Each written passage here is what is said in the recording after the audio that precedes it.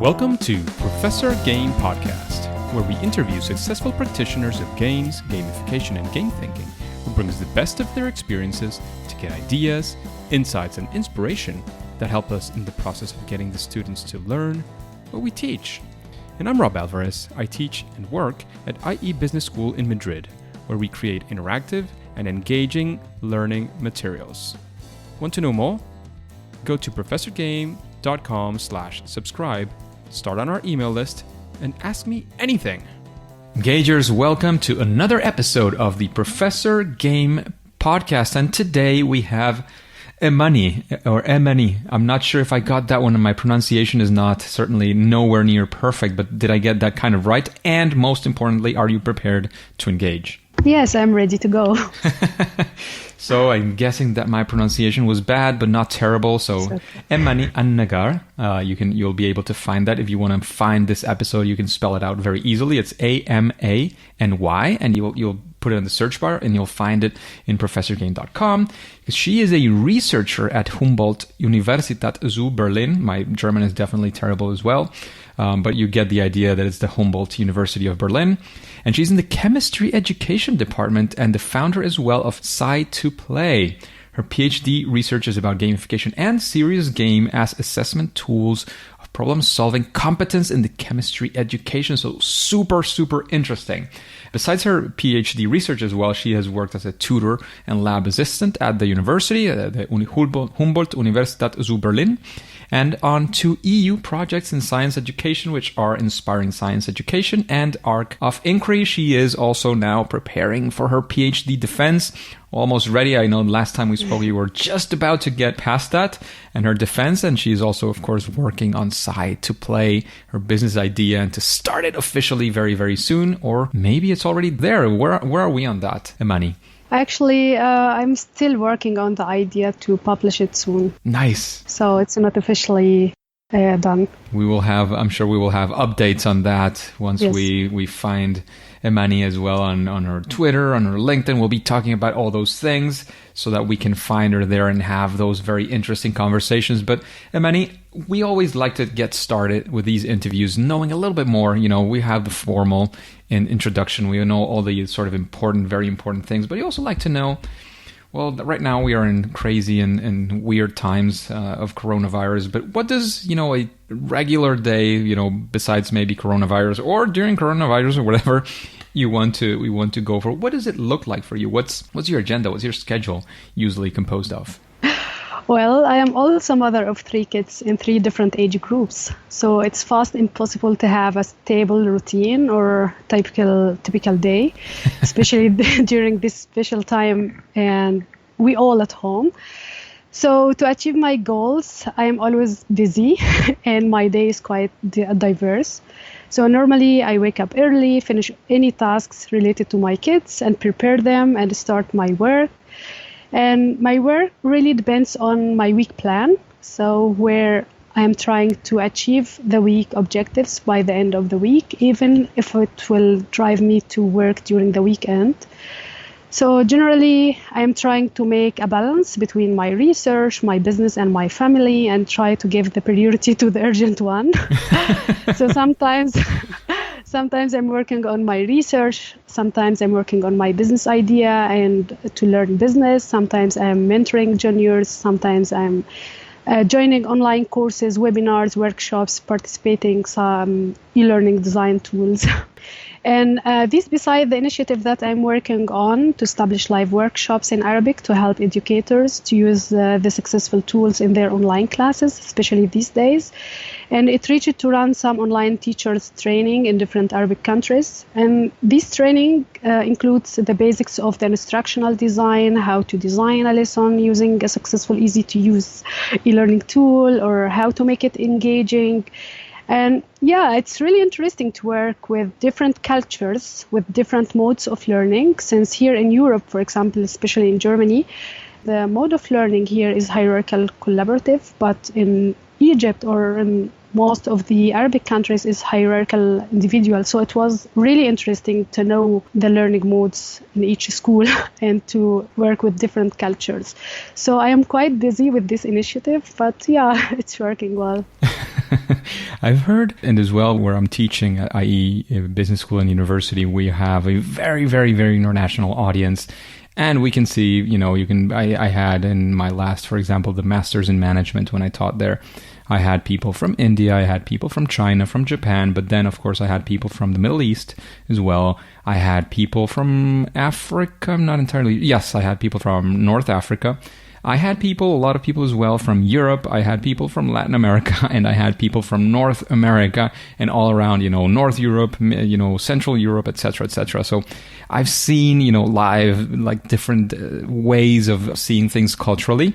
I don't know if the way of learning is different, or rather what we are culturally told learning should be about. Because one very interesting thing that I've been observing in general, of course, this is a very broad generalization. Every individual is unique and very different. But having, again, a broad generalization, I've seen that when you move a bit more like from, sort of from Europe into the East, the further you go to the East, the more that you were mentioning about the more individual sort of learning that you have to learn by yourself, and the teacher is there or the professor is there to bounce that, information into your head, rather than, that sort of collaborative case studies and that kind of thing. It's kind of more difficult to get that through. I don't know if that's related to your experience as well. Yes, it is, because even when I'm talking with the teachers, the way they teach is really shocked me, because here in Germany, what I did in my study, what I do with my children is totally different. So I try to explain them what's the difference between collaborative and individual, and it's good to work in groups and to motivate students to work together and so, but no idea about this, and they are totally focused on the individuals. So it was really interesting to me to interact with them and to understand their cultures. But also there are many schools in Egypt, international schools, and also in Qatar and Kuwait, yes. So there are some teachers who told me, no, we are working with as a hierarchical collaborative, and we engage students to work together, and we evaluate projects from groups, not from individuals. So there are kind of multicultural in Egypt. Very interesting, very good. But Amany, we want to shift a little bit, or Amy, if you allow me to say that, because you mentioned that in Germany they call you Amy as well, right? Yes, sometimes Amany, sometimes Amy, so, but it's the correct one is Amany. Amany, okay. So Amany, we would like to make a little bit of a shift and talk about one of those times when you had one of those, what we like to call the fail moments, or those first attempts in learning. So a time when you set out to do something, it didn't go, the way you expected. There was some sort of failure, and, what did you learn from it? And, or, how did you get out of that situation? We want to be there in that story with you. We want to live it and, of course, learn with you from that circumstance. Yeah, it's a really interesting and important question, because anyone who has never made a mistake has never tried anything new, right? So my favorite failure was when I chose my PhD mission, and I call it mission because it was a mission. So my master thesis was about using e-learning tool to foster problem-solving competence in science education. And from this point, and because of my intrinsic motivation to design a scientific game with the same level of fun like the other games, I chose to work on gamification in science education. So I started to read about the topic. I discussed it with my supervisor, Professor Rüdiger Thiemann, who mentored me and motivated me to go forward. And when we agreed on the topic and the objective of the research, he asked me, well, Amany, you have to choose the suitable tool that you have to use during your research. Actually, I found some tools, but these tools are not what I'm looking for. So my idea is to gamify a content from chemistry curriculum here in Berlin, and to try to assess problem-solving competence using this tool. And I didn't find this tool. So I contacted some companies from different countries, some freelancers to do it for me, but they were too expensive. Besides, every freelance told me that he can do it only for example, he can do one thing, animation, backend, or graphic design, just one thing. And they told me that's impossible to find one person with these awful options. From this point, I decided to do it myself Wow. and to be this person with full options and to turn my impossible mission to a successful possible mission. Yeah, and this was my favorite mistake, where my objective was not smart enough because it was not realistic. You have to imagine that I am with a scientific background, starting with my bachelor, where I studied physics and chemistry, then my diploma in education technology, then my master in chemistry education. I never saw or tried or to write or saw any code or to design anything from scratch. But my professor, my supervisor, Professor Timon, believes in me, and he gave me all support and the freedom to develop the tool that I was dreaming up. He supported me along this journey with all needed materials, mentoring, and was flexible and gave me the option to change the idea if I failed. So I took more than 1.5 years to know what are the different engines, how to design a game, how to combine all theories that I would like to implement in my game, which gamification elements I have to use, and how to develop it using Unity, Adobe Fuse, Blender, and by the end, how to collect the data and to export it, and how to analyze this data from the game. It was a huge effort and totally new field for me. Everything was new for me. But also my husband helped me too much in the development phase, as he is a postdoctor in experimental physics. He is not a developer, but he learned development. And he was always in my back when I am trying to escape or to give up. To be honest, it came to my mind many times to change the topic. I cried too much from the depression when my attempts failed or a bug appeared and I don't know from where came this problem or what's going on here. So I was really crying because I can't understand what's going on. Welcome to computer science, right? Yes, it was really frustrating and I was very depressed, where a small problem could take days and days without enough sleeping from me and my husband to explore the problem. And I didn't plan for such experience, to be honest. But when I returned back to my start point and to my objective and remember that I'm working on a gamification project to motivate students to do something that they didn't like to do, so it motivates me to do something I didn't like to do.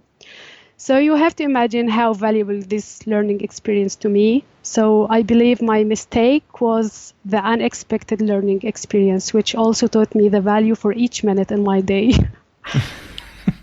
That is great. I think more than a mistake, it was a very difficult experience, I'm sure. I don't know if it was a mistake or even a fail. I mean, maybe at some points you had those, as you were mentioning, I think you used the word depression, but I'm guessing you had these periods of very deep sadness because you didn't know what to do. You had a lot of anxiety probably as well because of all the difficulties that you were going through, which I'm sure were in some way devastating as well.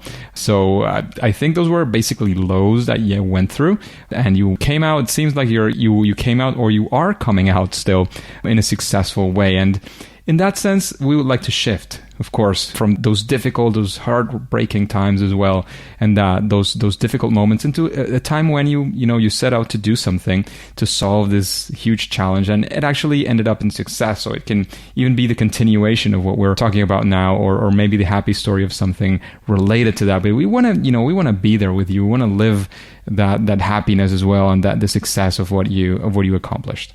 I have two different challenges. The first is boosting my business, and I'm working on it. The second was also the biggest challenge during my research in chemistry education, where problem solving is a crucial cross-curricular skill. Whereas the more difficult and complex the problem, the more time required by pupils to understand it, right? Of course. And to understand and to assess the students' understanding of this really complex concept or construct, teachers need more time and more items to assess this competence, and therefore pupils need more time to solve it. So sometimes it reached 2-3 hours booklet tests to assess one competence in chemistry. So in turn, it led demotivation of students during the test over time. So the big challenge here was to design and develop an assessment tool that can successfully assess the problem-solving competence in chemistry education, and at the same time can motivate the unmotivated students. So it was a really big challenge. And at the same period of this challenging, and I am thinking how to solve this problem. My son was 6 years old and he was playing a video game with his Nintendo for hours and hours and just for have fun.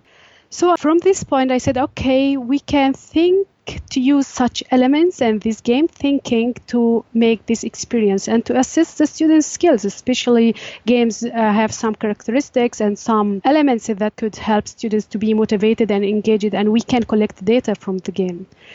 So the solution that I came up with, and I told the story of this mission, was a 3D adventure video game. It's called Alchemist. And it was gamification elements also, like avatar, points level, competition, fighting, and many others. And we implemented the problem-solving model, the competence model, with the 4 different phases of the competence model. And we implemented a virtual lab that allows students to carry out experiments and to try to solve some given problems in the virtual lab. And we also implement some assessment questions like multiple choice questions, problem-solving questions with 3 levels of understanding, open-ended questions, all in this game. And the content was from chemistry education from Berlin curriculum. And the lesson was acid bases and pH. And when I tested the game, I surprised how the students interacted with it. They were laughing, screaming, collaborating to solve some tasks. And also the feedback came from teachers who asked me to bring the other classes to test this game. So it was really challenging task, and it was successful to implement the competence model using the game thinking to assess the problem-solving competence. And the results of the research was really positive and validate the game that I designed as assessment tool of problem solving in chemistry. Wow. I almost ran out of air myself when listening to all of these things, and again, the whole, chemistry assessment, just that whole thing, just even naming it is so complex and so, so difficult to get through. So I'm sure it was a massive and very interesting challenge. And again, from both success and failure, you've been doing very, very interesting, very deep things in the education and gamification and using game thinking in this game. And I'm guessing, throughout this time, or maybe it's been refining, maybe it's still in the process, or you took it from somebody else as well, could be, or you made it up by yourself, some sort of process, some sort of way of doing this thing, like a series of steps or something similar. If you were to approach a new project, instead of sci to play, let's say you went for, I don't know, or science, you went for, biology, or you went for, linguistics or something else. If you were to confront a new project, do you have what would be the steps? How would you face this new challenge? I will define the main objective of the project. It should be smart objective, not like my version. And I have to make a user analysis, player analysis, analyze anything what I want the learners to learn, which behavior I would like to change, which skills I would like to improve. And then I have to choose a story that fits with the concept or the lesson that I would like to gamify. And in the scientific projects, especially in the science classrooms, I'm keen to follow the competence model with the different phases of the problem solving or the design thinking, while the students has to understand and characterizing the problem and simplify the given problem. And he has to build a mental model for this problem. So this is the second step. After he understanding the problem, the students in front of me has to explain and represent the problem, and he has to represent the information on a diagram or a photo or whatever he has in front of him. He has to explain it for me to make sure that he understands the problem, and then give him the opportunity to solve the problem. So I am always start my lessons with a question. So why we have to do that? What's the meaning of that? So I am giving the clients or the students the option to think with me and to gamify the process as a problem-solving process. And then we have to make sure that they are understanding what we said by the end. And I always say that we have to give points depend on the students' understanding of the concept. So there are 3 levels of understanding. And we can give points for the behavior. So if we said we have now an experiment and you have to follow this schema, for example, step 1, 2, 3, 4, 5. So we can expect that student can jump from 1 to 3 or from 1 to 4 or just solve the problem without any reading or anything. So just he is trying to solve the problem. So I always say we have to evaluate his behavior during the lab work or during the lesson. So this is my plan when I'm saying I can make a gamification project or Yeah, apply game thinking to a situation. So you have those steps of understanding what your objectives are. You're looking at, of course, the players is what I'm gathering from what you were mentioning. Then you have sort of a design thinking phase where you're thinking through sort of what you're going to, well, before, of course, what are the educational objectives you want to achieve as well. And then sort of designing through with your students, what are the things to achieve, letting them, be part of showing what the problem is. And then, of course, evaluating or grading them with these points or, evaluating their game through these points, depending on the different things that you can have. And one of them is, of course, the behavior in itself. Is that correct? Yes, and also when I talk with the teacher, I'm asking him which data you need. So what would you like to export from this system or from this game or from this class? What you would like to see by the end of this class? So it's one of the objectives, but I put it by the end. So I have to make sure by the end of this lesson we have to see 1, 2, 3, 4. So it's also one of my criteria. Fantastic. Just a quick break before we continue. Are you enjoying this podcast? If you're listening through a podcasting app, please subscribe and rate us on the app. This will be of great help to reach more engagers so we can change the world together through gamification. What would you say, with your experience, would you say that there is something that is very important to always include when doing gamification, maybe a best practice or one of those things that if you included them, at least you can improve the quality of your project, the quality maybe of the engagement of your students? Do you have such a thing? I would to say a SMART mission for gamification is essential. SMART mean specific, measurable, achievable, realistic, and time related. And to keep iterating, gamification is an iterative process. So great design is iteration of good design. So this is my concept. Great design is iteration of good design. Fantastic. That makes a lot of sense. Iteration, I think, is a step that we should never almost avoid if we are trying to design something. And by design, I've said it many times, my mother is a graphic designer. I am a terrible drawer. So by no means I'm saying that design means you being able to draw or to make sculptures or to make things that are visually necessarily beautiful. Design is a very, very ample thing. But when you're designing, you're thinking about the person who's going to be using or enjoying of whatever it is that you're doing. So again, I agree with you that gamification is a design discipline and that you have to think, of designing it for someone. And of course, you're going to commit mistakes. You're going to learn from them and you have to hence iterate just like scientists do when they have these hypotheses and scientists think we're going to go this way. Maybe it's right, maybe it's wrong. But then you try again and you start delving deeper into whatever it is that you're trying to demonstrate, right? Exactly. So the science mind, I love it. And after, listening to this, I know you've heard a couple of episodes as well. Is there somebody that comes to your mind, somebody that you would like to listen to in an episode like this one, and Professor Game, another guest for the podcast? Yeah, I would like to hear Professor Dr. Hamari from Tampere University and Dr. Lobna Hassan also from the same group. She is postdoctoral researcher and she made her research in storification and educational Harry Potter and virtual reality. So it's a really interesting topic. And I hope I can hear one of them. Fantastic. So Yuho Hamari, is that correct? Yes. And the other one, I didn't catch the name. Lobna Hassan. Dr. Lobna Hassan. Lobna Hassan. Okay, I'll look for them, and if not, I'll send you an email to get the writing correct for that second one. I know of Yuho already.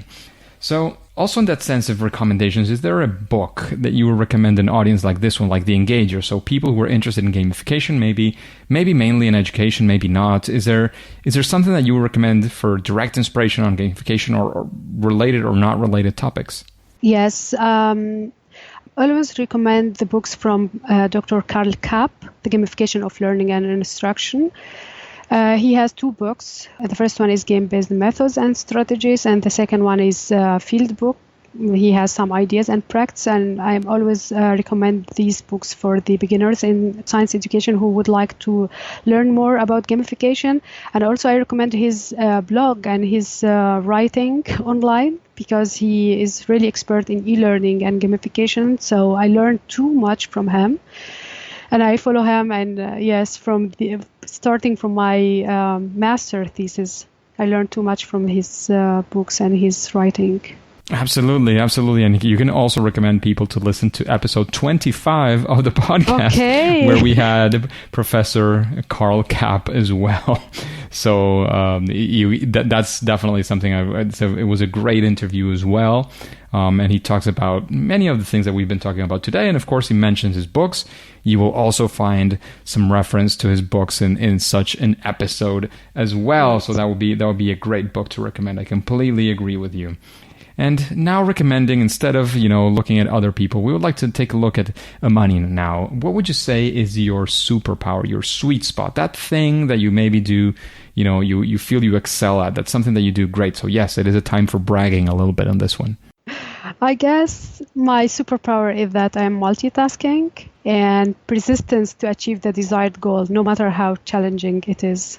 I think that I'm going to go on a limb here, and I'm going to say my hypothesis here. I think that your multitasking comes, among other things, of course, from having 3 kids on such different age groups, right? Yes. Yes. That's one of the sources. So if you want to be even better at multitasking, one of the things that you can do is have those 3 children as well in different age groups.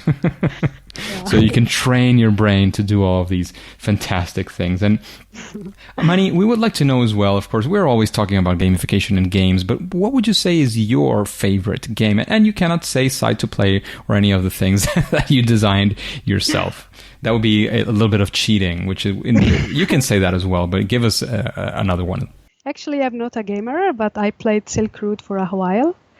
And now I'm playing all kinds of video games and card games with my kids, like Elfenland or Geister, Schatzsuchmeister. I think the translation is like Ghost Fighting Treasure Hunters, something like that in English. And this helps me too much to understand the different perspectives in different games. So I'm trying to play with them, different games, to learn from these games. You're doing research as any good scientist, for sure. That is great. That is absolutely great, Amany. And if we still have a little bit more of time to finish up on the interview, and we will make the random question that we make every now and then. And this question, again, on the surface seems very, very simple, but it might lead us into very interesting places. And it has to do with this person is asking, and I'm going to quote here, which is your favorite example of gamification? So take it away. My example is Alchemist, what I did. Not because I did it, but because I combined many theories together. I followed the self-determination theory. I combined the problem-solving model. I implemented gamification elements. I followed the game design model with 5 different phases, starting with analysis, designing, development, quality assurance, implementation, and evaluation. So I think I believe in my idea, and I would like to say it's my favorite gamification example. I would like a little bit or a lot of confidence is always something very, very good to have, and it will definitely make us a lot more curious to find out. So where can we find something somewhere to take a look at that, or to have a sneak peek into what that project looks like? I published a preprint paper online, and now I'm working to write a clean code for the game, because when I designed and developed the game, I was beginner and I have a lot of bugs inside, and it wasn't good enough. So now I am taking online course to learn how to code very well. And so I'm now modifying the game design a little bit, just to write a clean code, and a little bit in the graphic design, and I will publish it soon. Fantastic. I'm guessing that we will be able to find that in sci2play.org. Is that correct? Yes, exactly. So www.sci2play.org, all in one word, the Sci2Play. I spelled it out because it can be a bit tricky, because it's a very smart way of saying science and playing. I love it. I love that name. So Amany, thank you very much for investing this time today and talking about your projects. And we were sort of digging deep into your brain and your experience today, and which is something I hope you enjoyed also along with us. Is there any final piece of advice you want to leave us with before you let us know, of course, where we can find you, where we can find out more about you, your project, where we can engage with you, and then we'll say it's game over. Yeah, I am on Twitter, Amany Annaggar, and also on LinkedIn. And you can find me on my website, sci2play.org as well. Perfect. Those are very good places where we can find you. So thank you very much once again for this time, for being together with us, with the engagers. However, for now, and at least for today, it is time to say that it's game over. Engagers, it is fantastic to have you here, and I hope you enjoyed this interview with Amany. Are you using Instagram? Once again, I've been working throughout this for some time, and now I'm posting stories. I'm posting on my feed as well, and I'd like to get your feedback on how I'm doing, who are other people that I might follow, what are some interesting things that we could do through Instagram. And if you want to follow that journey, if you want to be with me and see what you can suggest, we can even chat through the private or the public stories here. Just like on Twitter, you can find me as Rob Alvarez B. And of course, before you go on to your next mission, you were thinking that we were already running out of medical stories in gamification. Well, we are not. We're definitely going to have somebody else next week. And if you want to know who that is, all you have to do is subscribe using your favorite podcast app and listen to the next episode of Professor Game. See you there.